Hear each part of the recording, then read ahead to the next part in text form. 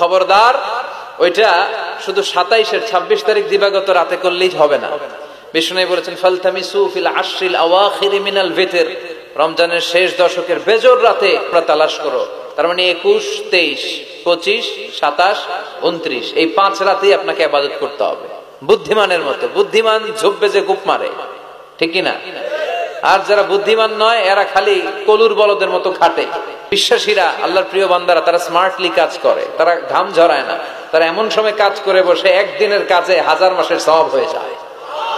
মা বাইনা 60 ইলা 70, বিষ্ণু বললেন 60 থেকে 70-এর মধ্যে আমার উম্মতরা মরে শেষ। আহা, কি হবে আমার উম্মতের? আগের উম্মতরা তো অনেক হায়াত পেয়েছে। আল্লাহ বললেন নবী কাঁদবেন না, লাইলাতুল কদর খায়রুম মিন আলফি শাহর, ওদেরকে হায়াত দিছি আর আপনার উম্মতরে লাইলাতুল কদর দিয়েছি। ওই রাতে আপনি এক রাত ইবাদত করলে 1000 মাস ইবাদত করলে যে রিওয়ার্ড আপনি পাবেন, যে সওয়াব পাবেন, ওই সওয়াব আপনার আমলনামায় দিয়ে দিবে কে? তবে এজন্য কদরের রাতে ইবাদতের দরকার আছে না নাই?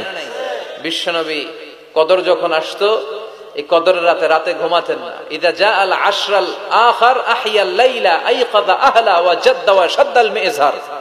বিশ্বনবী কদরের রাতগুলোতে রাতে বেশি ঘুমাতেন না, জেগে থাকতেন, ইবাদত করতেন। ফাতেমা রাদিয়াল্লাহু তাআলা আনহাকে জাগিয়ে দিতেন, স্ত্রীদেরকে জাগাতেন, সন্তানদেরকে জাগাতেন আর বলতেন দাঁড়িয়ে যাও, আল্লাহর সামনে দাঁড়িয়ে দাঁড়িয়ে সিজদায় পড়ে থাকো। তার মানে কদরের রাতে বেশি বেশি ইবাদতের দরকার আছে না নাই?